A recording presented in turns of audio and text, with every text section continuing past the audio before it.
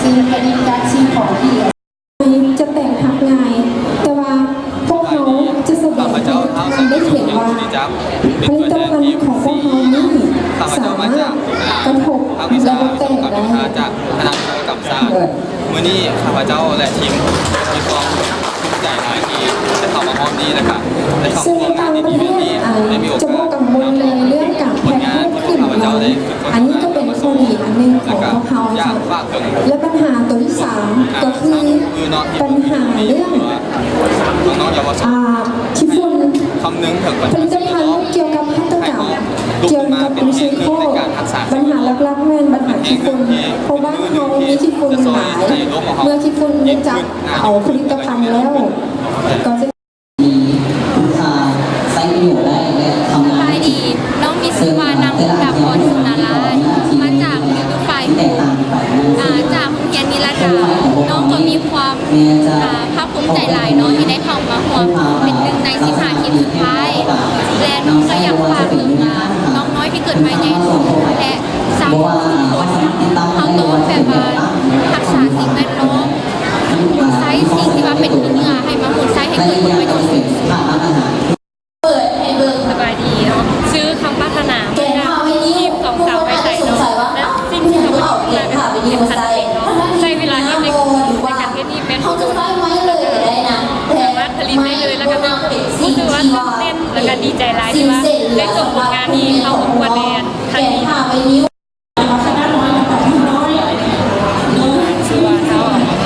และสำหรับการต้นยอดของพวกเราเนาะในการพูดต่อไปของเราเนี่ยคิดว่าจะมีง่ายกว่านี้แล้วก็พัฒนาให้งานกว่าเก่านี้เราต้องมีสินค้าขาดตลาดที่สำหรับการทดลองกับพวกเราเนี่ยเป็นมีความใจที่ว่า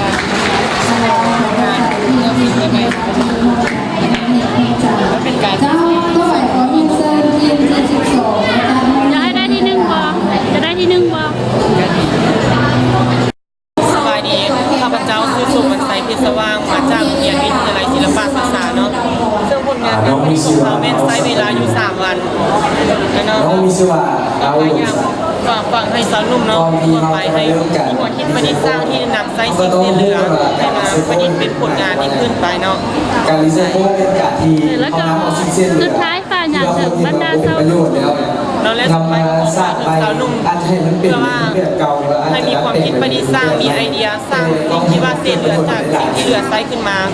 ประดิษฐ์เป็นสินค้าเป็นสิ่งของวัตถุให้นำเกิดประโยชน์เนาะของความใจเอาเลยป่ะสบายดีน้องมาจากคณะวิศวกรรมศาสตร์ทางสาขาฟ้าเป็นตัวแทนของทีมซับสติกโปรเจกต์คนงานที่น้องเห็นนี่แน่ไม่ถูกเหลือไซส์จากทางเปิดอย่างนั้นเป็นหลายตัวมาประดิษฐ์เป็นสิ่งของที่สามารถขายได้และไซส์ได้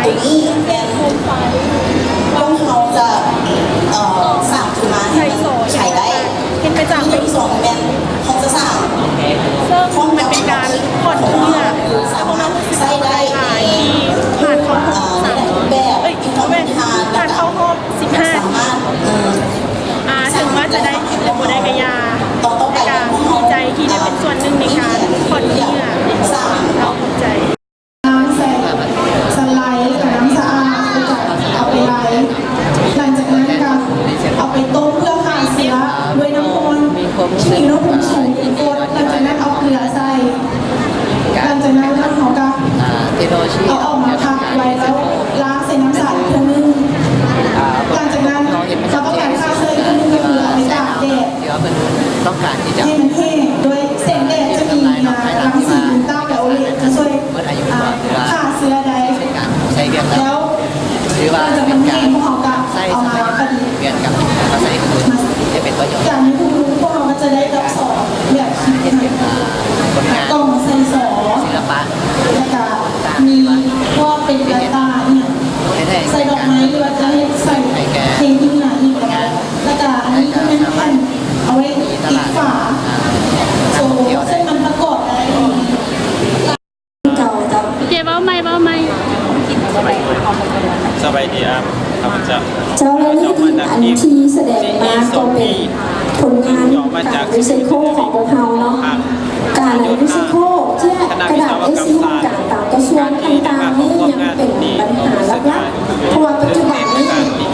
องค์การต่างๆที่รู้ว่าเขาได้มีการทดลองเกี่ยวกับรีไซเคิลเดี๋ยวนี้นะเพิ่นได้มีการสนับสนุนเป็นเจี๊ยบเศษจำนวนหลายอันนี้ทางเขาต้องขอขอบใจเวลาเจ้า จะแบ่งเป็นกการไว้กับ ทั้งหมดนี้ก็เป็นการชี้เส้นเกี่ยวกับสิ่งประดิษฐ์ของพวกเขานะถ้าผู้ใดเห็นว่าไอเดียผลิตภัณฑ์ตัวนี้สามารถ เวทแบบมีการพัฒนาสินค้าของเราให้หลายขึ้น โดยอาจจะเพิ่มทั้งดอกไฟเข้าไป อาจจะเพิ่มสีสันลวดลาย อาจจะเพิ่มมอเตอร์นึงให้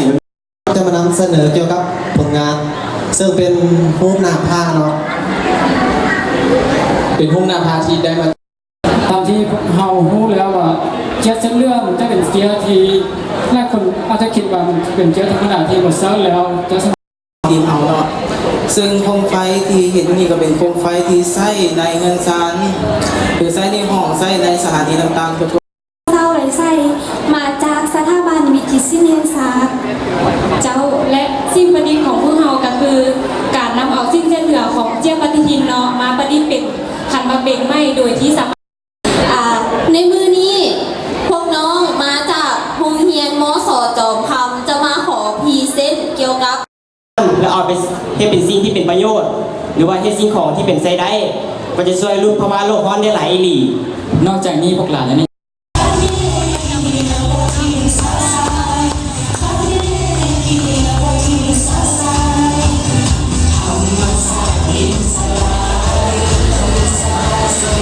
นั่นก็คือการเพื่อให้มักบานไฟสามารถลอยอยู่กลางอากาศได้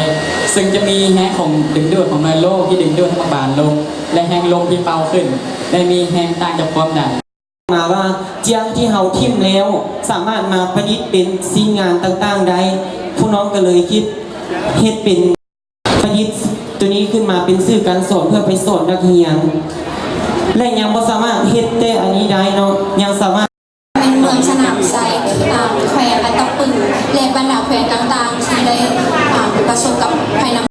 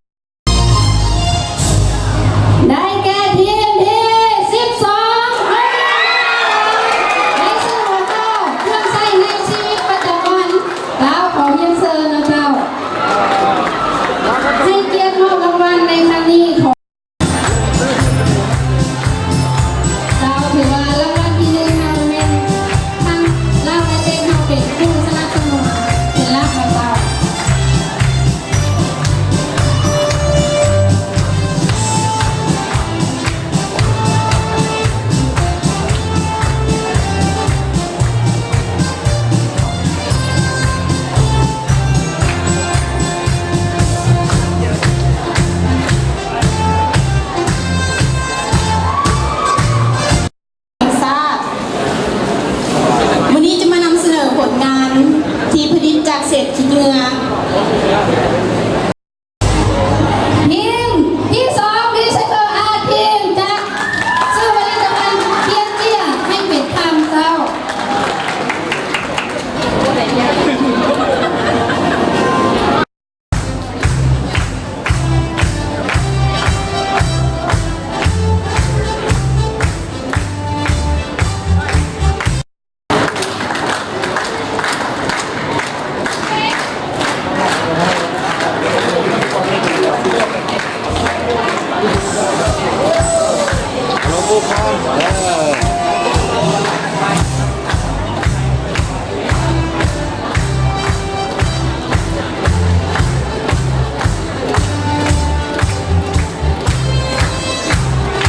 ถ้าว่าโลกฮ้อนเจ้าของเงินเชิญขึ้นด้านหน้าเลยเจ้า เจ้าขอเงินเชิญท่าน แก่เลยตั้งเข้ามาแล้วแก่เลย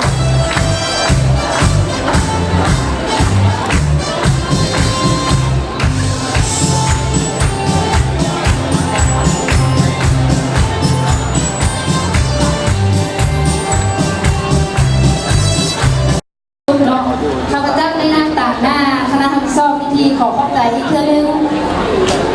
มายังคณะประธานเทเกียรติเข้าร่วมพิธีและได้อบรมโดยออกไซด์ให้แดนทานจงมีสุขภาพแข็งแรง